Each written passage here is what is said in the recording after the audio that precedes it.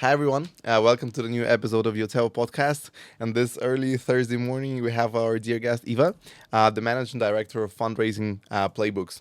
Eva, first of all, thank you very much for coming. It's an honor to meet you in person, first time actually, and have you here.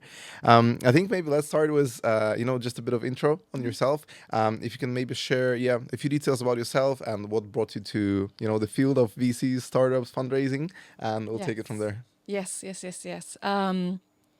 So in the most kind of like pragmatic way to answer this, what brought me to the VC space was applying for a job on LinkedIn. Okay. So when I moved over to Sydney for a student exchange that I was going for, I was looking for, jobs and so on. And by chance, one of the adverts that came up was from this small family office / advisory Nice. that were about to launch a fund as well. Cool. And I've applied. I was one of their first ever employees. And they were Nice. actually splitting my time with another fintech startup because, they were early stage as well. So cash flows were. Yeah, of course. So I would do 20 hours for the fund and 20 hours for the startup. Nice. Was the startup part of the portfolio there, or was it just It like? actually was not. They're the two founders, they were friends. That's Yes. cool. Okay. Yeah. But I've got kind of like, simultaneously, I got to experience the investment side of the course, table and then the founder side of the table. That's cool. Yeah. And I think, that was my first ever experience of, not counting when I did my placement year at uni with IBM. Okay. Yeah. Then that Seen was that. basically like my first professional experience of, Yeah. of startups. That's nice. And then how did the fundraising playbooks came in? Like tell a bit about that. Do you know what? I never actually had a moment where I would sit down and have a brainstorming session with myself Yeah. where I would think like, okay, what are the gaps in the market? Yeah. What product mix I can develop? What's my pricing strategy? Yeah. No. I didn't do any of that. Yeah.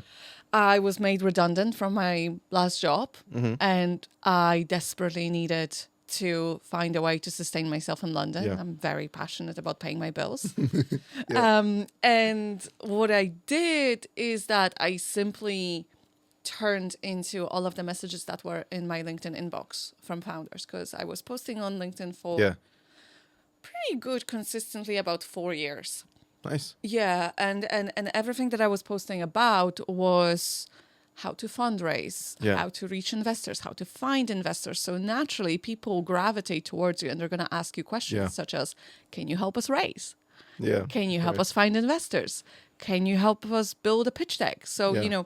I've incorporated my company in 2020. Okay. And at first I was designing pitch decks. Nice. Then I would be doing advisory on the strategy. Nice. Then I would help with outreach. Then I would help with building investor lists. Full cycle. And then ultimately it kind of like concluded into outreach emails. Yeah. And that's really how like fundraising playbooks have come together. Yeah. And I've narrowed down to what the founders needed from me, basically. Yeah. That's great. It's pretty interesting because recently I see more and more, business owners who tell me, look, we started the business without doing any like customer testing, user Yeah, that's me testing. too. Yeah. It's just like the market wanted it and Yes. we did it. And that's great. The That's same me like as how well. we came up. Yes, that's me as well. Because, we were talking earlier before we came in. I told Yeah. you that the whole month of May, I was locked in my bedroom just building the fundraising playbooks, right? Oh my Yeah. God, like 16-hour-long days. Oh my And God. putting all of the strategies that I did with the founders I work with Yeah. that got them, raised them millions. I'm putting all of it together into templates, strategies, blueprints, step-by-step instructions. And I had no idea actually like how is it going to be received. Yeah. So only now, post-launch, I'm getting feedback. It's phenomenal. And I'm so happy with it because I was like, oof, okay. It's like, it works. That's great. No, of course.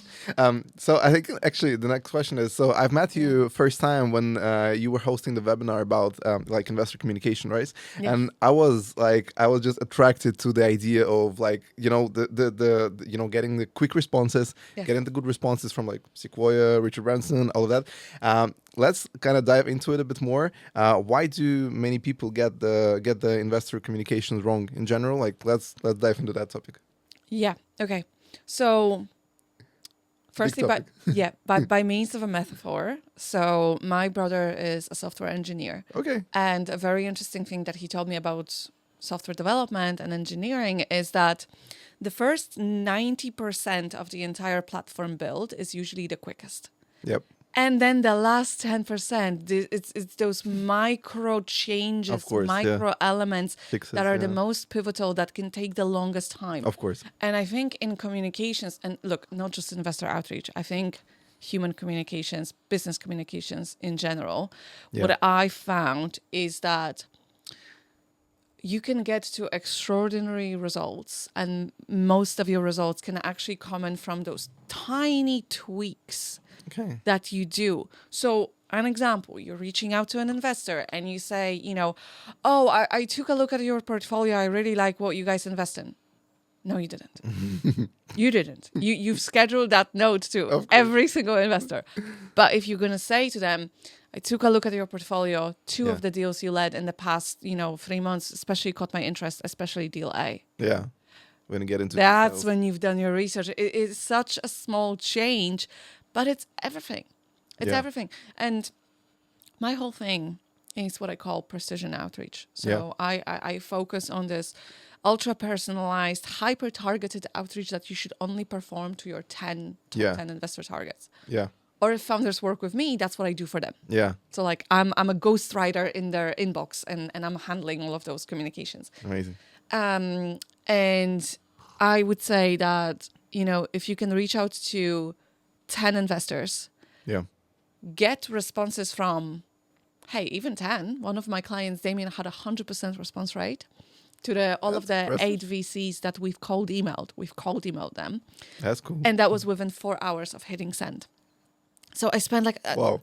I spent a long time looking at the emails that and I was like, what did we do? What strategies did we utilize? What playbooks played part in them? So yeah, I'm all about, this kind of like precision that actually gets you the results and That's amazing. opens doors. That's amazing. I 100% agree on that. When we started the company, like way like a few years back, we had no idea how to fundraise, and that's literally the mistake that we made. We just started like randomly reaching out to like hundreds of VCs. Our response rate was like, I don't know, 5 out of 100. It's like, it was super low. And then when we started actually diving, I'll touch upon that further, but when we started actually like breaking down of who do we need to target, like how do we approach them, and this stuff, it started working. Yeah, because you've raised from Simvan, right? Yeah. Do you recall, by chance, what did you say to them in that very first email? So actually, it was warm introduction to them. Okay. So it was a bit easier, but And when then someone made the warm introduction to you, what was the first thing that you said to them? That's a good question. Because that's pivotal. That's a good question. Yeah, I need to double check on that. Yeah, check. The funny thing is that on the first, Simban is, by the way, it's the greatest investors ever. And when I got on the first call with them, the thing is, like, the guy that introduced me, he scheduled the call for us, and then I was late for that call, maybe like 30 minutes or something. It was just like Power I was move. crazy late. I was crazy late, and then I just joined, and I thought, okay, like with this kind of like being not on time, probably like I'll just get no like immediately. Yeah. And then it actually worked. So I don't know. It's just like you need to be New playbook just exactly yeah. Goes to your investor. Yeah, exactly. But and that's pretty interesting, because like precision targeting is like something I've when I first found out about it, there was a lady that I've met like a few years ago, and her business was that she was helping VCs fundraise, like find LPs. So Nice. she was helping VCs fund, and she was telling that she was doing exactly the same, but for the VCs, she was trying like helping them to, and it's 100% a great area, and it's amazing. So this is actually the very reason, because I've been, engaged to do that for a couple of family office, couple of funds, and so on. So I've worked on that side of the table as well. Oh, interesting. I didn't know. That's No. cool. Yes. And this is also the reason why I've named the company Fundraising Playbooks, because it could be startup fundraising. It could be VC VC's fundraising. Nice. Yes, yes, yeah. And also the domain was available. So. Yeah. No, that's amazing. Now Yeah. I think let's the next one. I think let's let's dive a bit into the psychology of Yeah. investors. For me, probably the main lesson that I've learned is that investors mainly invest based on like relations with the founder. I think like at the end of the kind of like when decision comes on time. So, what's your take on like maybe a few drivers behind the investment? Behind the investor's motivation or something like that. Yeah. Very glad you asked that. Because so in the last year, I spoke with over 200 founders who raised successfully. Yes. I would be going on calls with them and I would actually ask them, can you recall that first, just what I asked you. Yeah, yeah. Can you recall that first email? Can you actually show it to me? Can you like walk me through it? That's cool. That's what I Fact put checks. into all of the playbooks. Yes, but so I did like a full study on this and like I did the whole analytics of it. Yeah. The words that unlocked most responses from investors, and it was 32% of the investors, because I was simultaneously speaking with the investors that they got funded from. Yeah. 32% of the investors told me that the words that actually, convinced them in their head to take the meeting was expressions of growth, such as we grew by X% in this amount of time to that number. Okay. So business traction. Yeah. Then, however, the second largest percentage of investors, and I think that was something like 27% from memory, they told me that it was expressions of progress in fundraising. So we're also in talks with so-and-so, and we connected with this, and we progressed to the investment committee with such and such investor. Interesting. Then the next percentage, I'm trying to remember what it was.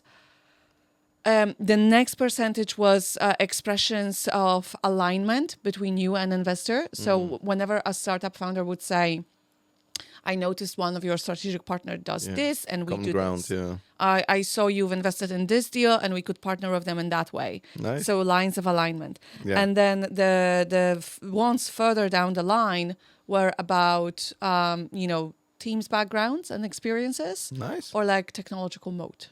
Nice. That's what I've all found. That's pretty cool. So fundraising traction and business tractions, that's the most important ones. Yeah. So to the founders that I work with and, within the full library of the playbooks that I've built, you get the exact scripts and templates that utilize all of that together. That's amazing. So first cold email, one sentence about business traction, one sentence about fundraising traction, one sentence about the alignment, right? You utilize the best practices. Yeah. No, that's amazing. Yeah. That's pretty interesting. And I think, because it also creates, like, for the investors, like, fear of missing out on the opportunity, right? Like, when they see that the person is growing, the person is talking to other investors, it kind of creates this, the need to invest.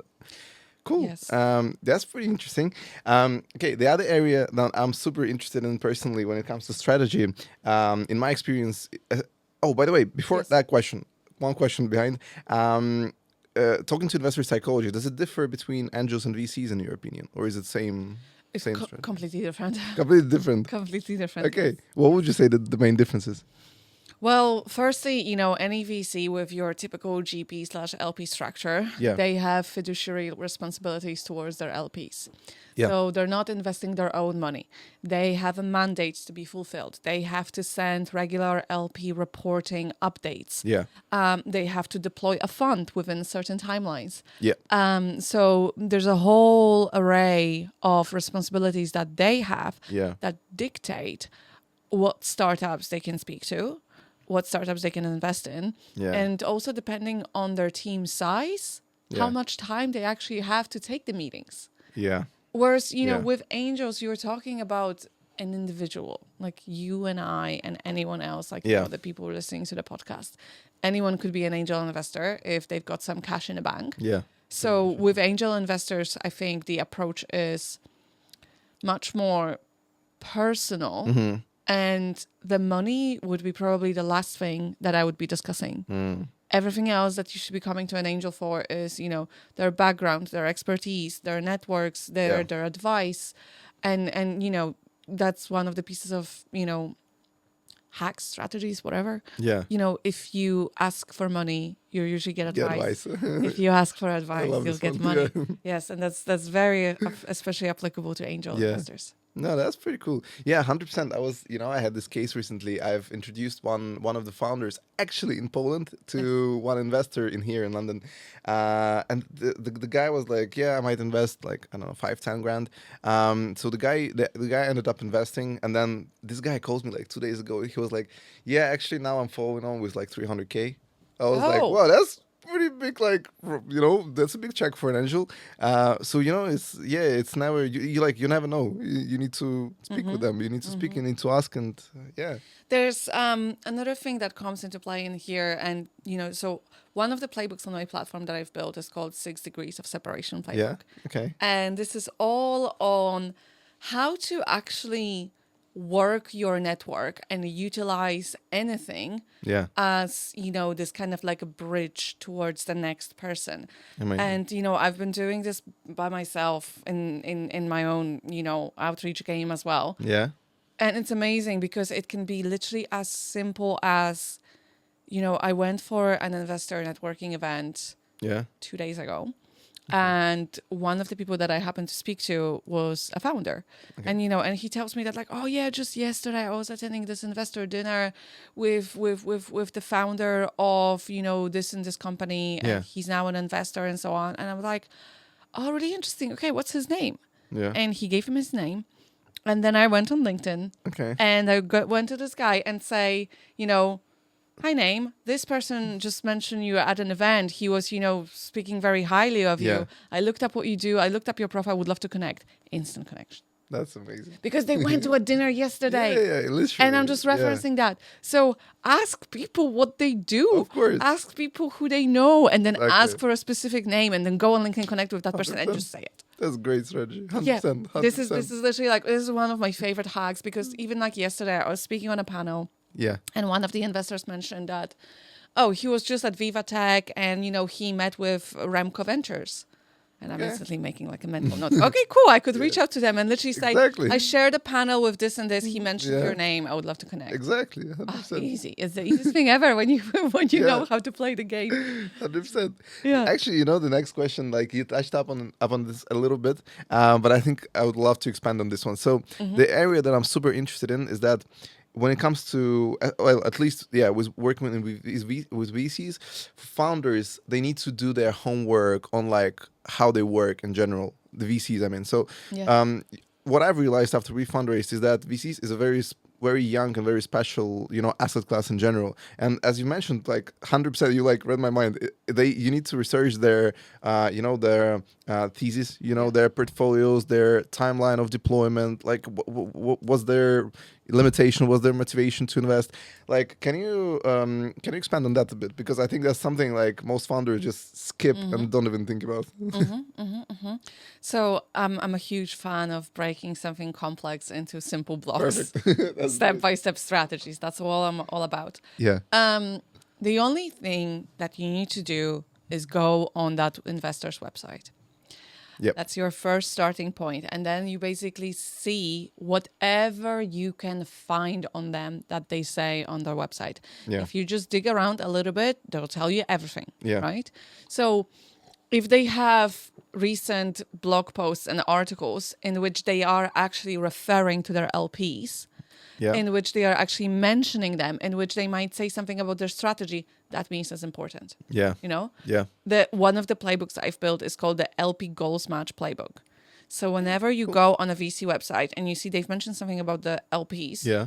you then unlock this playbook, and basically it's a whole instruction strategy of how to mention that in an outreach to an investor. That's And amazing. then weave into your pitch and then follow up, how to weave it into all of your follow-ups in a way that you are listened to and responded to. So the VC website is like your Bible because Yeah. that's basically everything of how you should be tweaking your outreach Yeah. and what you should be highlighting to them. 100%. 100%. And I was just about to say the same because they post quite a few. They post like what events they attended with their LPs. I don't know, like podcasts, whatever. There's so much stuff you can research. Yes. So it's Look, you're running a podcast, and like I love podcasts because Yeah. whenever there's any VC that I'm targeting and they took part on a podcast, I would message the podcast of organizer. course, yeah. I was like, "Hi, Of can you course. introduce me?" Yes. That's amazing. Yeah. That's amazing.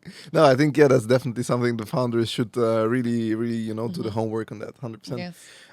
Okay, perfect. The next one is pretty, general. What are the few things that you would advise founders to avoid during fundraising? Something like, maybe like some red flags that you would say they should avoid. The biggest mistake that I see over and over, and I cannot understate this enough, Yeah. is just pitching yourself too quickly and being too eager. Yeah.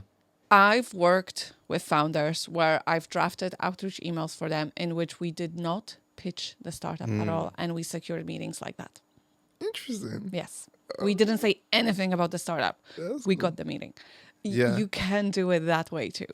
And if you pitch yourself too quick, because everyone's selling something these days. Oh my God. We live in such an attention deficit economy Yeah. where everyone is trying to sell something to us. 100%. And now with the rise of automation, AI bots and everything doing on a mass outreach, Yeah. that precision level of human connection Yeah. will become ever more so valued. That's That if you know what words unlock human connection, you'll be opening Yeah. doors that you thought were previously completely out of Yeah. reach. 100%. I thought I could Yeah. never speak to Richard Branson's right-hand man and talk about running a retreat on their island. But, if you just send the right message, if you just mention the right names and so on, oh my God, like, yeah. 100%. I moved to, we talked earlier, I moved to UK Yeah. like 12 years ago. Yeah. Completely blank slate. I'm 18 years old. I'm arriving in here from can Poland imagine. with like a single suitcase. I don't know a soul. Yeah. I don't know anyone. And I would say the first 4 or 5 years, I really had to fight my way into everywhere. Yeah. Like prove that I deserve it, like explain, justify and everything and so on. Agreed. 100%. Yeah. But then it accumulates, Yeah. Now, I think I've spoken close to 900 investors by now in the last 5 years. Wow. That's impressive. Yes, I think that's the number on my Airtable where I've got like my Bible and all of the notes, and I've got like 45,000 connections on LinkedIn, Wow. and that all started from zero. Yeah. Yeah. Of course. No, that's amazing. And to be honest, it was the, in general, the tendency of this like direct selling. It's I 100% share that view with you. It's like something that we teach our sales team as well. That like, guys, everyone is selling. Everyone is like messaging on LinkedIn, offering their services. Like, you don't need to be what? that direct. Yeah. It worked 15 years ago. Yeah, exactly. It worked 10 years ago. Exactly. Yes, but now all of the barriers to entry to Yeah. business and to software development Yeah. have been diminished close to nothing. 100%. You go on Lovable and you start a full website and an app within 1 hour. Yeah. So Yep. Yep. we're no longer, competing on the basis of technology. We're competing on the basis of who markets themselves better, Yeah. who connects with the audience better, Exactly. who can break through the noise. Exactly. 100%. 100%. That's a great point. So on that point, actually, you talk to hundreds of founders, and this question is a bit related to what we do at Yotewo. Nice. Do you see them struggling, in general, experiencing this problem of like, hiring at the early stage, especially maybe the technical roles? Is it something that, you just, see the tendency for, something they share with you? Is it something, you see around? Absolutely. I would say making a bad hire is actually one of the most common reasons why startups fail. Agreed. Or Yeah. even, finding a co-founder, Yeah. right? I've heard stories where, people would get a co-founder who would steal the business from under them. That's crazy. Can you imagine that? Yes. That's And crazy. I've met with one of my good friends who's got a legal background, and he's building an amazing business in RegTech/legal tech. Okay. He said the same thing.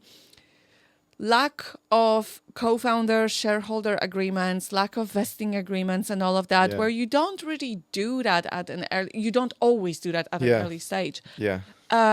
This will cost you hundreds of hours and pounds in legal battles Yeah. 100%. when hits the fan. Of course. So yeah, I think it's like the single most important decision that businesses would make. Yeah, that's a great point. That's a great 100% agreed. Perfect. Now let's get to the next one. So you champion the power of warm introductions, right? Some founders will have a question for that. How do I do that if I don't have a network? Yes. What's your take on that? Absolutely. So that's where you have to start with that cold message. And that's where it goes back all the way full circle. Okay. Because, even if you want a warm introduction from someone, well, how do you ask for it? Yeah. Right? The most awkward thing ever. Yeah. Who do you ask? Yeah. So I've identified 8 different introducer types. Okay. Chances are they're already in your network. They're like people that you know. Yeah. And, there's a different script for how to request an introduction from each and every one of them in a way that's non-awkward, in a way that actually makes it easy for them and so on. Because the most important thing about asking for an intro is that, if you're asking a complete stranger, Yeah. tough ask. Like, what can you Of course. give back in return? Of course. Right? Yeah.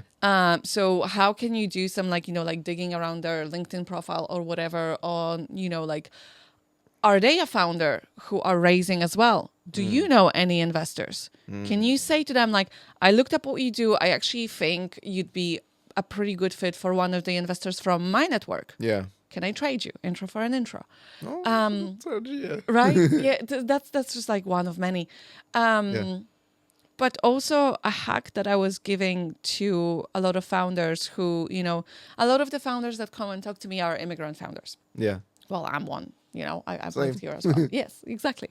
So, they come in here and they need to build this network from scratch. Yeah. So a really cool hack that I can give is that if you go on the VC portfolio websites and just have a scroll of who they invested in and have a think, could you work with any of these companies? Could you partner with them? Could you sell to them? Yeah. Or maybe could you even buy from them, right? Yeah, exactly.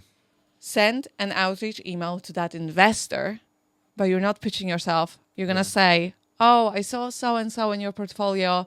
I would love to chat with them. Could you introduce us? Yeah, that's a good point. Actually. It really flips the whole power idea, scales as well, right? I was like, oh, you're not pitching to me. You want an intro to my portfolio. That's cool. Yeah, and if in that request for an introduction you also explain why and you explain what your business does, boom, you've just soft pitched yourself to that investor too. That's perfect. Yes, and then you can reply in the same email chain like 2 months after, and say, "Oh, I actually took a look at your thesis as well and your investment strategy, and we're soon opening a round. Would love to reconnect." That's amazing. Oh, that's a great point. And I also think that, like, in general, when founders say, like, I don't have any network, it's like, it's just a matter of, digging into who you already know as well. Like, because you'll know someone, at least, who knows someone who knows someone. There's some way you can, build that chain at some point. But, if someone, is coming here saying, like, I have zero network, then the best piece of advice that I could give is, go on Luma, go to the section of your town and see whatever events are happening. That's a good one. Sign up for this event, but not just sign up. Email the organizer. Email the organizer and tell them, I saw your event. I'm coming. By the way, I'm new to London. I'm building out my network. And, who do you think from your event would be worth for me to meet? Interesting. And then if the organizer is nice enough, they're going to actually introduce you at the event and boom, you just got yourself a Sherpa. Yeah, actually, that's a good point. Yeah. It's one of the warm outreach strategies that I've built. Yeah. That's a nice one. I'll take a note of that. I think it's not only for like newcomers in general. You can just message the organizer of any event. It's always useful. Exactly. That's a good one. Exactly. Okay, perfect. The next one is also one interesting one. So the one staying in touch after rejections. Yes. Could you give some tips on that? Like, does it work? If it does, how to approach it. I love all of your questions because everything that you've got, I've got a playbook for it. That's great. So one of the strategies I've built is called, you're too early playbook. Yeah. And that's anytime that you receive a response that is, you're too early, but please keep in touch. Yeah. Another one is the rejections playbook. Okay. So what do you do when you actually get rejected? I think there is, from memory, there's 5 different types of rejections that range on the scale from soft to hard rejection. Okay. Yeah. And there's a different ways that you should play each and every one of them.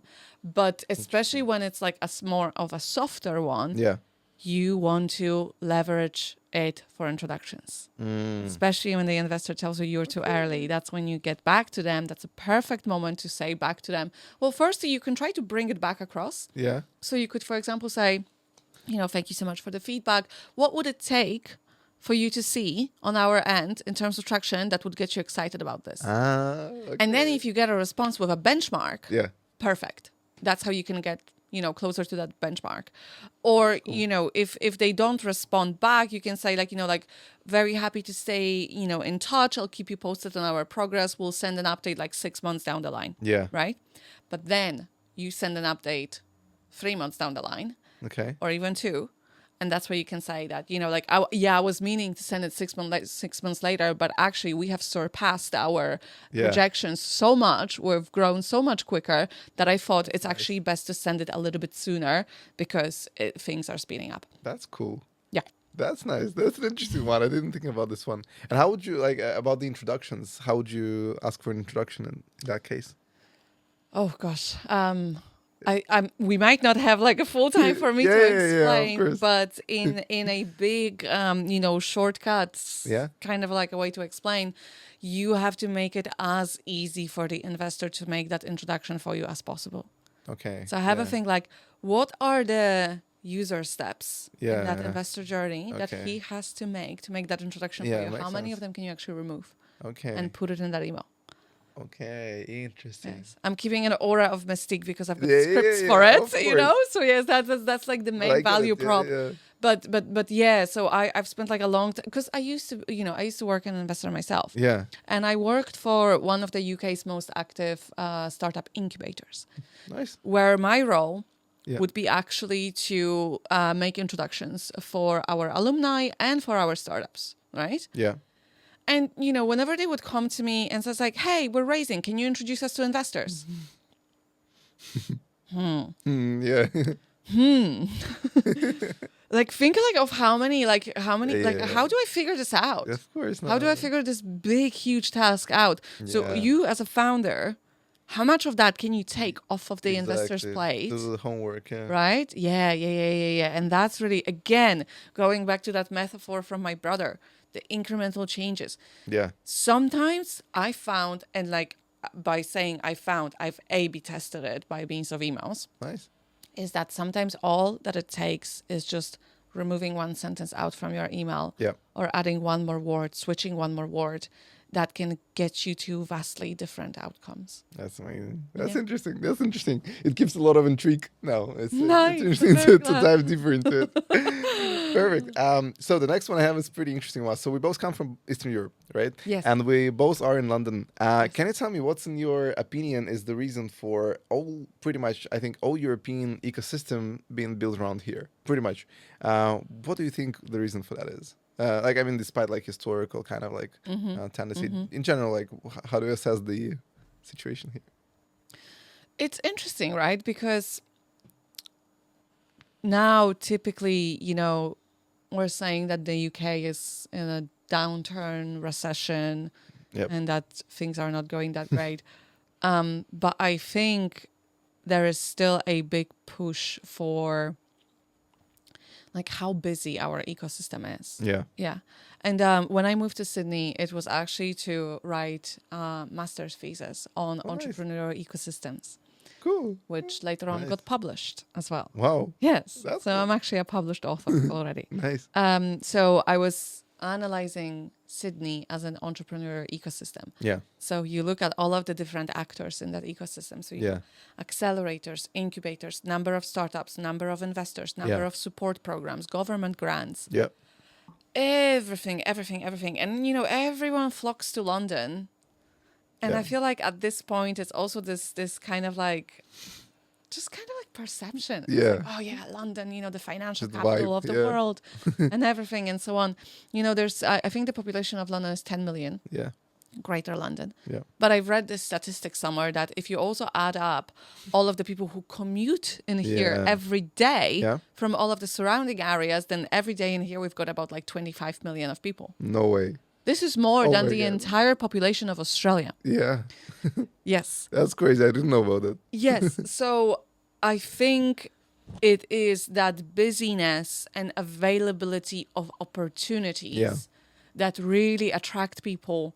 And they also fail to miss the other side of the coin of this, is that this also means the competition is much higher. Yeah, 100%. Of course. Yeah. Of course, Yeah. always. This is the biggest thing that I've experienced, back when I lived in Sydney, in Australia. Yeah. Small ecosystem, really prosperous, Yeah. really great. Yeah. But you grow to a certain size and that's it. You Yeah. hit a ceiling. That's when you expand internationally. 100%. And I spoke with a founder from Canada yesterday, whom I might be, supporting in their raise. And Yeah. he says, well, yeah, Canada is small. You grow to a certain part and then everyone else raises from the US after. Yeah, pretty much. So whereas with London, I think here we've got that like the other European countries Yeah. think of themselves as like slightly smaller. We grow to a certain point and then we need to expand over to the UK and Yeah. globally. Pretty much, yeah. Pretty much.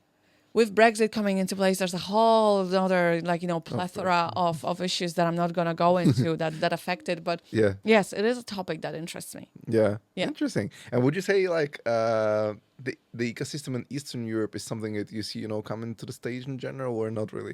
I think it is really, Yeah? yes. Because, I've left, Poland, especially in the last 12 years, developed incredibly well. Yeah. I leave the country and that's what happens. Yeah. Yeah, I know what you mean. It was yeah. like, and everyone said me like, it's on the rise. I was like, what did I do? Yeah. Yes. But to be honest with you, you know what? I probably do not have like an accurate view of the Eastern European ecosystem because I never even did my CV in Polish. I never worked in Poland. Yeah, me neither. I was 18 when I moved out for uni. Yeah. And then my entire whole, young adulthood and now adult life Yeah. is in the UK. Yeah. But I would love to go more often and just Yeah. kind of Yeah. be more involved. Yeah, yeah, So of we'll course. see. I think because I think the ecosystem there it's interesting because it's definitely like starting to it's just like it just started growing like I don't know like now literally like in the last like I don't know year 2 years few years, so it starts to grow, but I think they kind of like they need to take more examples from the countries like the UK. They actually need to like come here and have a look at how this actually works, because everyone likes the buzzwords of like VCs, investors, and they're trying to do something like that. But I was trying to talk to a few VCs from the Eastern Europe, and it was not the best experience. Really? Yeah, because like the way they do the assessments, the way in general the process of like communication with startups works, it differs so much. What sticked out to you when you've had, some kind of what sticked out to you as like the most kind of like, oh, that's not how things are done? So I think that the number one thing I've noticed, I was talking to a few VCs from Eastern Europe, and two things actually. So thing number one, it's not actually in Eastern Europe; it's more of like in like kind of post-Soviet countries. So number one thing is that they always prefer invest in something more scientific. Something to do with something that you can make a patent on, something that you can, I don't know, some hardware, something that you can send to some university, to the lab, something like, something not like, very kind of, commercial. And the other thing is that everyone is like telling me, is like, oh, what's so special about you guys? They're like, I know some more companies that are doing something like you guys do. And this is something I never hear from investors in the UK, because the investors here, they know that there is competition and it always like has the place to be, Yes. Yeah, you need to have some USP, but generally speaking, like there will be someone who does something like you. Yeah. And I think investors. Gosh, you know what? If I was a founder pitching and if I had that question, I would say, do you know what? There's probably not that much special about us. Yeah. But it's not about who's special. It's about the one who keeps going, keeps 100%. persevering, who will deliver. Literally, exactly. Yeah. So I think that's a few things that I've noticed, but I think it will come with time, because especially those countries who mix their capital with like American capital, British capital, it's they get there quicker. So I think it's something that definitely down the line. Do you know about something called the Hofstede dimensions? No. So it's a framework of cultural differences. Yeah. And if you go on the website, there's like a really, really cool comparison tool where you can, for example, put UK against Belarus or UK against Poland and compare how they score in terms of, I think it's individualism, like traditionalism and all of that and so on and so Nice. forth. I need to have a look at that. Yeah, it's Pretty a really, interesting. really cool framework that you can kind of like assess. It's used for, business communications. Yeah. It's used for negotiation and so on and so forth. Because Interesting. in my line of work, Yeah. in playbooks, which the easiest way that I would describe everything that I've put together, that I've done, Yeah. it's a very advanced communications framework. Yeah. Yeah. I Pretty can much. imagine, of course, there's so Yes, many. yes. But one thing that I have not actually accounted for Yeah. in it is cultural differences. Mm. So Okay. I've built it based on my experiences of investors across the Western Yeah. world, Yeah. Exactly. mostly native English speakers. Yeah. And, in the English language, we speak to everyone and we say on like a first person basis. Yeah. Yeah. Like, hi, investor name, you Yeah. invested in this, and Yeah, so yeah, on yeah. and so forth. Whereas, like, in Belarusian and in Polish, Yeah. we have this formal different layer ones, yeah. as well, right? Yeah. Yeah. Oh Exactly. my God, I almost never wrote an email in Polish. So when I had to do that, I was like, Yeah. Mom, can you help me write an email? Yeah. Honestly, because the language is so different. yeah, and I 100%. love to dig into this topic. Like, the topic of Yeah. linguistics Yeah. is like so interesting to me. 100%. Yeah. So That's it's cool. very interesting. That's pretty interesting one. Yeah. Okay, that's great. And I think just the wrap up question. So obviously the VCs and investing side and startup life, it's all very stressful. I think every founder will say that, and every person in the ecosystem will say that. For me, like I sometimes have this day when I don't know, it's just some like random things happen and the day is good for me. Like I don't know, I don't know how to explain that, but just like most days are stressful. Sometimes there are days when I'm like more relaxed, but I have no idea like what's the reasoning behind it. It's just like, the day is good. I don't know, the weather is Yes. good. Close the deal in the morning. I don't know, went for a drive, whatever. What does a good day look like for you in your routine? Like what would you say the good day is for you? You know what? Yesterday was a good day. Okay. Yeah. But okay, so interestingly, my mornings, like I love a good productive morning. Yeah. Like if I can wake up very early and feel like before everyone else has woken up, I've still done a ton of Nice. things. Nice. Then this is that kind of like, this is like the dopamine This- kick this in your feeling, brain. yeah. This sets you up for the full day. Yeah. But, yesterday, despite waking up slightly later, because I actually struggled to get out of bed, and it was like, like 9 a.m. that I finally got out. Yeah. Um, That was still pretty early, to be honest. For me. So I took my first call from the gardens Yeah. next to my place, and I took the time. I went in a little bit slower, and then only in the afternoon, I picked up pace a little bit more. Yeah. And, then I had a panel to go to, and then, I stayed on, and then I had one more call. It's already 8 p.m. And after that, I still went to the gym and so on. Nice. So like my full day kind of started from 1 p.m. after. Nice. Yeah. And I think to bring it together, like what makes a good day is that, sometimes you're going to wake up at 5 a.m. Yeah. and it's a great day. You've started at that. But sometimes when you're going a little bit slower, you can still start to have a really great day Yeah. from 1 p.m. onwards. Yeah. That's a good point. And I think a lot of the times I would fall into this mind trap of thinking that, if I wasn't productive enough by 10 a.m., then it's a Yeah. day wasted.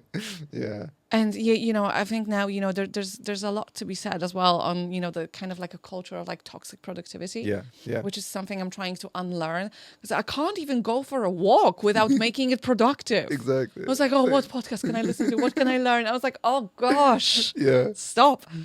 So I'm trying to consciously start to do a bit more things just for the sake of doing it. Yeah. Yeah. And also when The Witcher 4 comes out, I'm taking a week off. Yeah. I'm taking a full week off. When like, when I- does it come out, by the way? I think next year. Okay. I'm buying PlayStation 5. People are going to ask me, are you going on holidays somewhere nice? I'm like, yeah. It's like, I'll be in my bed gaming. Yeah. Yeah. Because Yeah. I've seen you are also a fan of RDR2. Yes. Right? Oh my God. I love gaming. love this game. Same. It's, I I've don't have spent, enough like, hours time. there. But yeah, the moment Witcher comes out, I'm like, week off, goodbye. I'm on holidays. Of course, yeah. No, perfect. I think that's a great wrap up for the podcast. Eva, thank you so much for coming. I will put all the links to Fundraising Playbooks, to your social media in the description, everything. And it was great to have you here. Thanks so much. Great to be here. Thank you Thank so you. much.